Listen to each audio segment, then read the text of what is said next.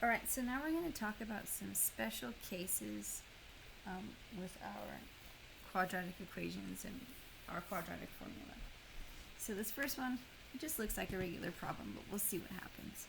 So first things first, I got to move all of my terms to one side, so I'm going to do plus 8, and I'm going to get 2x squared minus 3x plus 8 is equal to 0. Again, my a coefficient is 2, my b coefficient is -3, and my c coefficient is 8. So plugging that into my quadratic equation, I have negative b, so minus -3, that's positive 3, plus or minus the square root of -3 squared,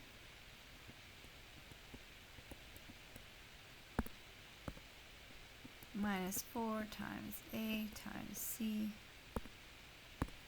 A is 2, c is 8, and then that's going to be all over 2 times my a, and again my a is 2. So I'm just going to simplify this down. I'm going to square this out, multiply these together, and I'm going to get 3 plus or minus the square root of -3 squared is positive 9. 4 times 2 is 8 times 8 is 64. Now this is the important part here. I only have one negative, so this is going to stay -64. This does not turn into positive 64. And then 2 times 2 on the bottom is 4 here. Now what happens is, when I combine this 9 and my -64, when I subtract those numbers, what I'm left with is 3 plus or minus the square root of -55 over 4.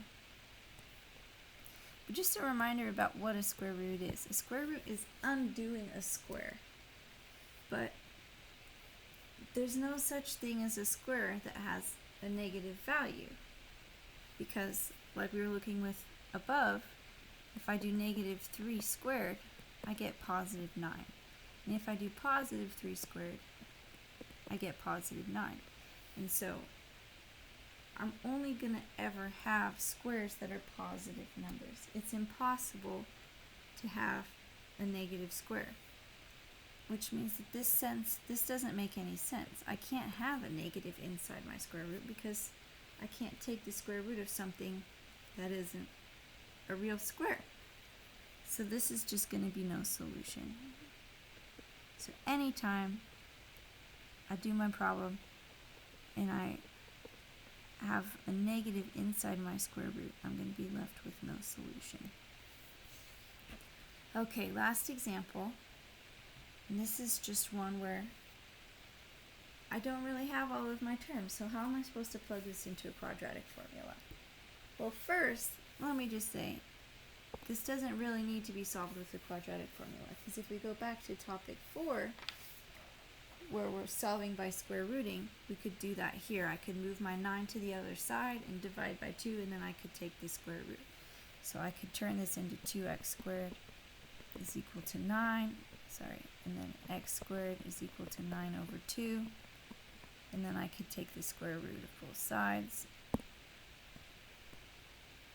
And again, this is going to be plus or minus the square root, because both 2 positive numbers squared or 2 negative numbers squared could give me 9 over 2.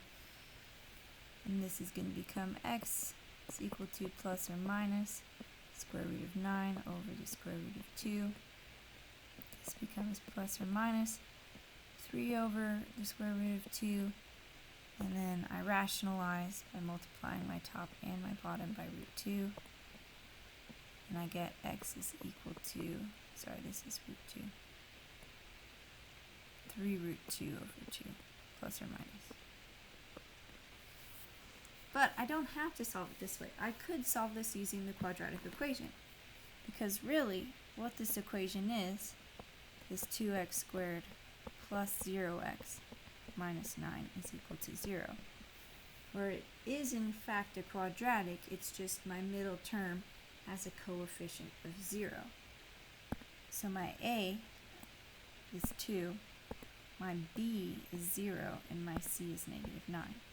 So when I go to plug this into my formula, I get negative 0 plus or minus the square root of 0 squared minus 4ac, so minus 4 times 2 times negative 9 all over 2a.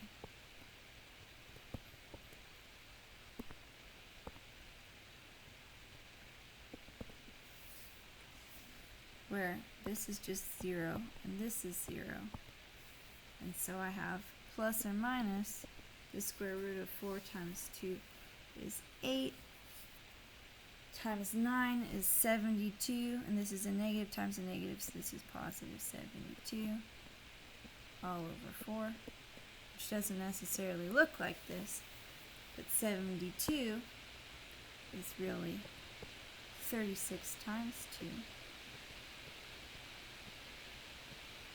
And so I can take out this 36 because it's a square, it's 6 squared. I can take that outside of my radical. And this becomes plus or minus 6 root 2 over 4. And then a 2 reduces out of the top and bottom. This becomes plus or minus 3 root 2 over 2, which is exactly what I got when I did it the other way. So this way is maybe a little bit more involved. Maybe it's not. I think they both got about the same amount of steps because, excuse me, sorry. Because we had to rationalize. And so they're probably similar in their step level. But anyway, the point is that even if I have a missing term, if I use the coefficient of 0 for that missing term, I can still use the quadratic formula. And that's the end of topic 6.